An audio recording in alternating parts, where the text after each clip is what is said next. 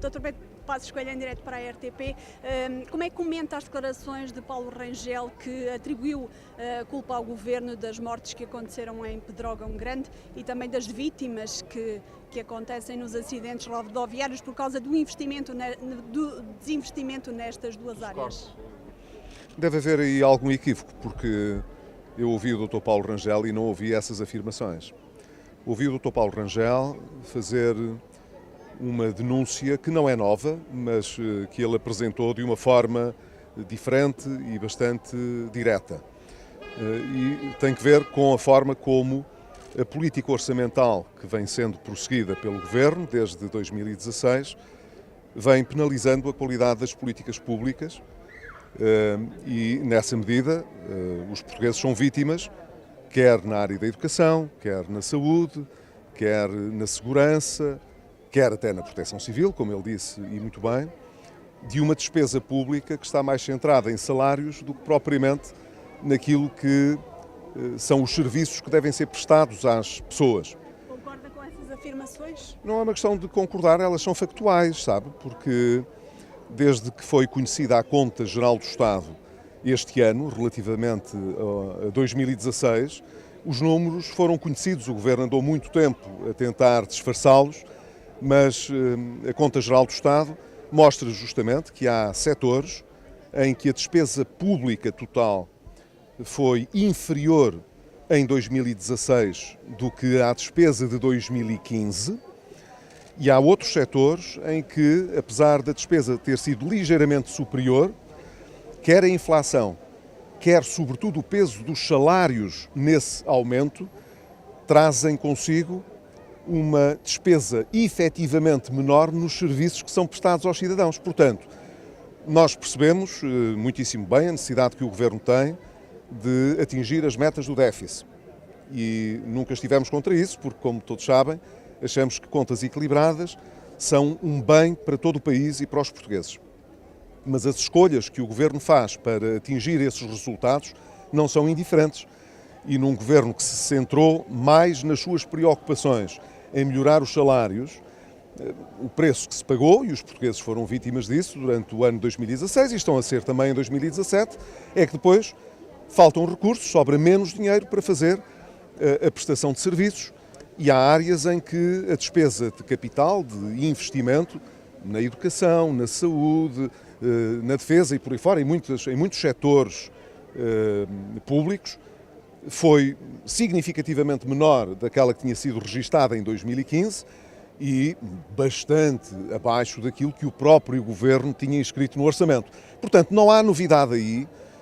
O que há é uma forma que eu acho que não é indiciadora de uma cultura democrática aprofundada, uma reação do Partido Socialista que sempre que uma opinião critica a ação do Governo, mesmo aquelas opiniões que se baseiam em factos, em números que estão disponíveis, que são números públicos, que são números divulgados, portanto, pela própria administração pública. O Partido Socialista reage dizendo que se trata de mentiras, procurando desqualificar os adversários, e isso fica mal, Mas João Galamba, em resposta a Paulo Rangel, disse que os maiores cortes que aconteceram foi no governo do PSD. Sabe, eu acho... No Serviço Nacional de eu Saúde, acho... cortes a que se referia Paulo Rangel. Pois é, mas sabe, eu acho que as pessoas que ouvem este debate sabem tirar conclusões por si próprias. Há coisas em que não se pode, evidentemente, comparar aquilo que é o desempenho que o país pode ter em 2017 com aquele que tinha em 2010 ou em 2011, quando estava praticamente em bancarrota, pois com certeza que na altura houve cortes que se tiveram de realizar muito mais amplos, mas seria de esperar que em 2017 isso não acontecesse. O Governo todos os dias diz, de resto, que vivemos já numa situação de normalidade em que isso não ocorre. O problema é que ocorre. E quando comparamos factualmente a despesa pública em algumas destas áreas, mas, por exemplo, quando a comparamos na área da justiça, na área da segurança, na área da defesa, com a despesa de 2015, verificamos que a despesa em 2016 foi mesmo menor. quer em termos efetivos, totais, portanto, quer quando olhamos para a despesa de capital, a despesa de investimento. Foi menor do que aquela que o país já tinha feito em 2015. É assim, os números são assim. E, portanto, o Partido Socialista pode hoje dizer, muito bem, é assim, mas nós cumprimos a meta do déficit e preferimos que seja assim e os trabalhadores da administração pública possam ter os salários todos repostos, do que as pessoas ainda não terem os salários repostos e haver mais dinheiro para a educação e para a saúde e para... O que não pode é desmentir os factos. Qual é a sua opinião acerca das novidades do novo orçamento, nomeadamente os escalões de IRS, a mexida no IRS que está prevista? Eu já tive a oportunidade de dizer que o Governo devia privilegiar a estabilidade fiscal, o que significa, portanto, não andar a mexer nos escalões. Se andarmos a mexer todos os anos nos escalões, isso não dá estabilidade, as pessoas têm uma noção menos fácil de qual é a tributação a que podem vir a ser sujeitos e por aí fora. Se o Governo tem alguma folga, digamos assim, para poder baixar os impostos, deve fazê-lo nos escalões que existem, privilegiando, evidentemente, os escalões de rendimento mais baixos, que correspondem às pessoas que têm menores rendimentos e maiores dificuldades. Portanto, se tem alguma margem para isso, e eu não sei que margem é que o Governo tem, mas se o Governo entende que tem alguma margem para isso, deve simplesmente baixar as taxas do imposto para que as pessoas com menores rendimentos possam pagar menos. Agora, o que eu acho sobretudo, e queria fazer este sublinhado mais uma vez, não é a primeira vez que o faço, mas acho que a insistência que o Governo faz na abordagem orçamental está a conflituar com a proximidade de eleições autárquicas. O Governo devia fazer uma de duas opções. Ou apresenta o orçamento antes das eleições autárquicas, para os portugueses saberem todos com o que é que vão contar quando vão fazer as suas escolhas nas próximas eleições, ou entende manter o calendário normal, e está no seu direito, e então devia ser um bocadinho mais contido na forma como utiliza a discussão orçamental para favorecer as candidaturas autárquicas dos partidos que suportam o Governo.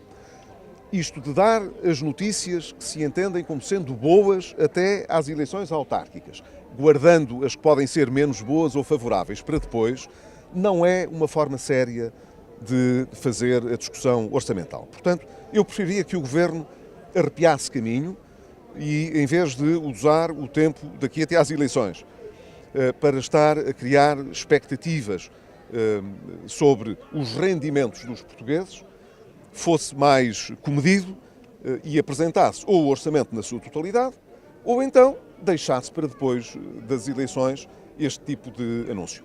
Voltando às declarações de Paulo Rangel, eu volto-lhe a perguntar, o PS já disse que estas declarações foram indignas e inaceitáveis, como é que o PSD responde a isto? Mas eu creio que já respondi, não é?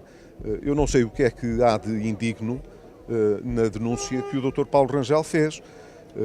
Se o Dr. Paulo Rangel tivesse, como supõe o porta-voz do Partido Socialista que se pronunciou, falado em vítimas mortais, eu até percebia que houvesse a leitura de que se estaria a referir à tragédia de Pedrógão. Mas não foi o caso. Quando o Dr. Paulo Rangel diz que os portugueses são vítimas destas políticas do Governo na área da saúde, da educação, da defesa, da proteção civil, da segurança, não está a dizer mais do que a realidade. E o Governo deve saber lidar com essa crítica. De resto, já um dia antes, o Dr. Cavaco Silva esteve na Universidade de Verão da JSD, fazendo uma denúncia que eu julgo que é relevante quanto aos equívocos que se geram a propósito do contexto europeu, quanto ao que é possível fazer quando se está no Governo e se quer cumprir as metas europeias. O Partido Socialista reagiu com uma violência, como se o Dr. Cavaco Silva não tivesse a possibilidade de dizer o que pensa, de manifestar a sua opinião e de fazer as suas constatações, ainda para mais. Elas têm total aderência à realidade, nós sabemos muito bem o que é que... Não se trata só de me rever nelas, elas são factuais e eu de resto presenciei-as. Quem estivesse com o mínimo de atenção ao que se passou na Grécia ao longo destes anos, só pode concordar com a opinião que foi expressa. Eu lembro muito bem daquilo que o então Primeiro-Ministro Tsipras pretendia quando chegou ao governo na Grécia e fez tudo ao contrário daquilo que pretendia.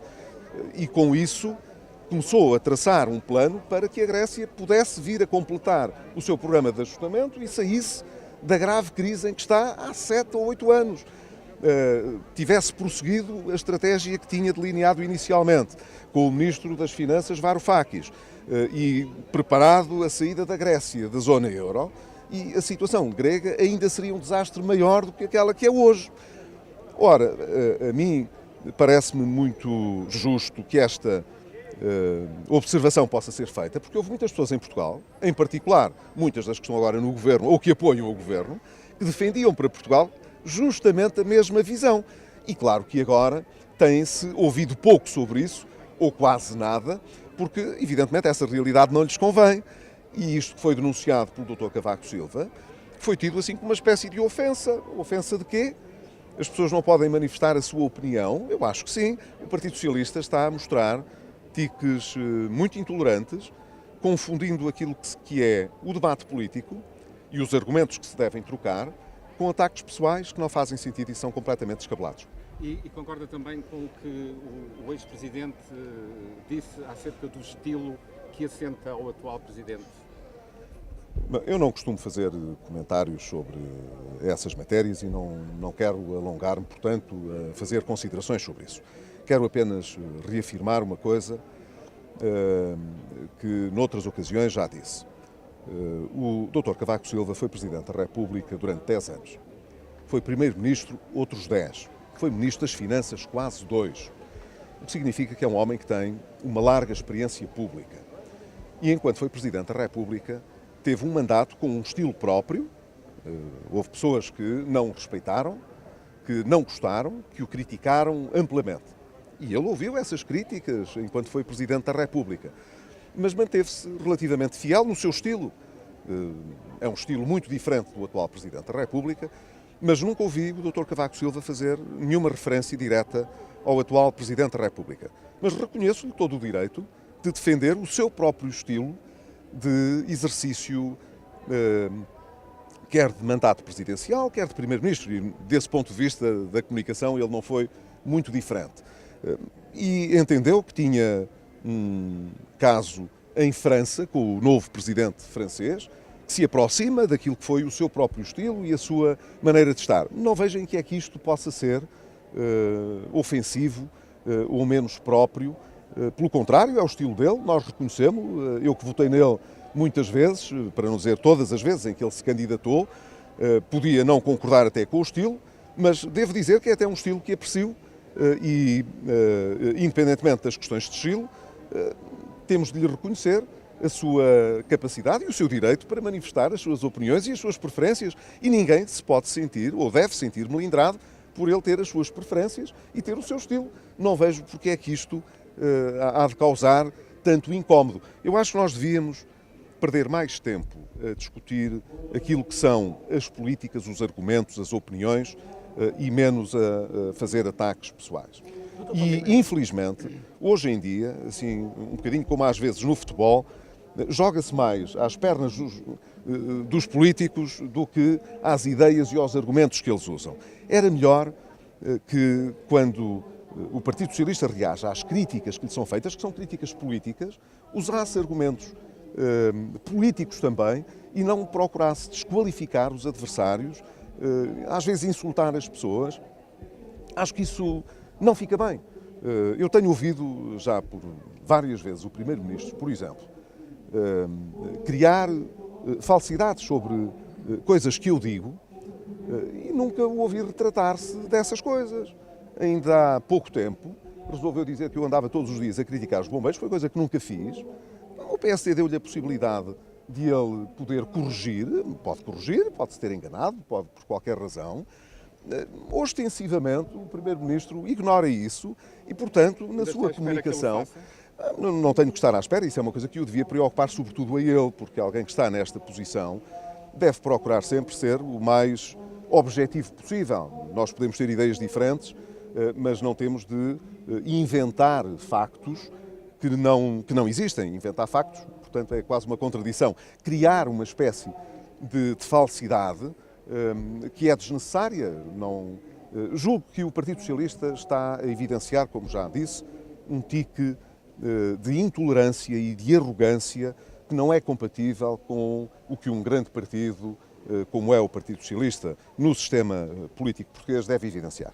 Obrigado. Está em Vila Real, é quase um regresso a casa, veio ajudar a apresentar uma candidatura. Sente que estas autárquicas serão de alguma forma eu não diria um teste, um tomar de pulso à sua liderança do PSD? Estas eleições são sobretudo para escolher os responsáveis autárquicos dos próximos 4 anos. E o PSD está muito empenhado em que os seus candidatos possam sair vitoriosos. Nessa medida, para o PSD estas eleições são importantes e para a minha liderança também, porque senão não estaria aqui. Mas não deve haver nenhuma confusão quanto àquilo que são as eleições autárquicas e aquilo que são eleições nacionais. São coisas diferentes e as pessoas, quando votam, sabem disso. Sabem o que é que estão a escolher no plano autárquico, sabem quando escolhem para a freguesia, quando escolhem para a Câmara, e às vezes escolhem coisas diferentes dentro do mesmo partido, e às vezes até dentro do mesmo partido as pessoas nem sempre se entendem. Mas, e por isso às vezes, infelizmente, aparecem mais do que uma candidatura pelos mesmos partidos, e não falo só do PSD, falo de outros partidos também. Portanto, as eleições autárquicas, para toda a gente, são autárquicas. Quando houver... São sempre indicadores, é evidente, são sempre indicadores, mas não, já disse isso muitas vezes, não confundo esses resultados, como acho que os portugueses também não os confundem. E qual é a meta para o Distrito de Vila Real? A meta nacional é de ganhar as eleições, somando, portanto, um número de mandatos superior a de cada um dos outros partidos, tomado isoladamente. E o nosso objetivo é, nessa medida, ter mais câmaras e mais mandatos do que o Partido Socialista. Essa foi a meta que ficou definida e é por essa que estamos a lutar. E isso faz, em cada distrito, por ampliar o resultado que tivemos em 2013, que foi um dos piores resultados da história do PSD. Espero que em 2017 isso não se volte a repetir e o PSD possa ter um bom resultado. Mas, sobretudo, aquilo que interessa é que as candidaturas do PSD possam ser validadas, apreciadas por os portugueses, na medida em que os nossos candidatos estão nestas eleições para servir as suas comunidades, as suas populações, e eu espero que essa disponibilidade muito nobre em política possa ter correspondência também depois nas escolhas que as pessoas vierem a fazer. Como é que está a vir o conflito na Alta Europa, esta greve? Suponho que ainda não falou sobre isso. Eu creio que fui talvez das primeiras pessoas a chamar a atenção para o que estava a passar na Alta Europa. Filo no meu discurso do Pontal, da rentrée política, no princípio de agosto. E chamei a atenção justamente para os riscos que se estavam a acumular na Alta Europa. Lembrei o conflito que se estava a abrir entre a Comissão de Trabalhadores e os sindicatos e os riscos, portanto, que se enfrentavam se aquilo que era tido como um bom exemplo de negociação descentralizada, em que, ao nível da empresa, tinha sido possível, com a Comissão de Trabalhadores e a administração da empresa, chegar a um resultado que foi importante para o país, para os trabalhadores e, portanto, para a empresa também. Chamei a atenção de que isso poderia estar em risco com os movimentos que se estavam a observar. E hoje, creio que dentro da própria maioria, já se ouvem acusações mútuas, nomeadamente entre o Bloco de Esquerda e o Partido Comunista Português, sobre a instrumentalização que está em curso e que pretende, de certa maneira, dar à CGTP uma porta de entrada mais significativa naquela empresa e na relação de forças com o Governo. Quando o que devia estar ali em causa era a possibilidade de mais trabalhadores poderem ser contratados, mais emprego, portanto, crescer com aquilo que foi a ampliação, com o novo modelo decidido ainda no tempo em que eu estava no Governo, para produção e ampliação da capacidade da fábrica da Alta Europa, e isso manifestamente está a passar para um segundo plano. E isso é negativo porque nós precisamos de ter empresas cada vez com maior capacidade exportadora, com maior capacidade de gerar emprego e emprego sustentável, e a Alta Europa foi uma das grandes empresas que conseguiu, num ambiente extremamente competitivo, ganhar a corrida a outras fábricas do grupo, nomeadamente a de Pamplona, que foi a que mais diretamente concorreu para a produção deste novo veículo, e eu não gostaria que, por razões, digamos assim, de pequena política, esse resultado, que foi um resultado tão importante para a economia portuguesa, para os trabalhadores portugueses, para a nossa economia, pudesse vir a ser desbaratado por guerras sindicais que têm outro objetivo, que não de forma mais imediata este. A empresa está a pedir mais aos trabalhadores? Eu não quero pronunciar-me sobre, em concreto, as condições, porque não sou parte nesse processo e, portanto, não quero estar a pronunciar-me sobre esses detalhes. Louvo-me apenas naquilo que são as observações publicamente realizadas por pessoas que estiveram ligadas ou estão ligadas à Comissão de Trabalhadores e aos sindicatos. E a leitura que faço, com a responsabilidade que tive de ter também dado algum contributo no passado para que esta ampliação pudesse acontecer e este investimento tivesse vindo parar a Portugal, que tenho pena se no futuro com estas práticas esses resultados vierem a ser colocados em causa, porque para o ano Portugal deveria beneficiar muito em termos de exportação, de peso nas exportações da produção deste novo veículo na Auto Europa, e era muito importante, até para a indústria automóvel em Portugal, que Portugal mantivesse do lado destes investidores um perfil muito competitivo em que, evidentemente, as divergências a existir entre a Comissão de Trabalhadores e a administração da empresa pudessem ser superadas, como foram em todos estes anos. E esta foi, portanto, a primeira greve em mais de 25 anos de existência da fábrica.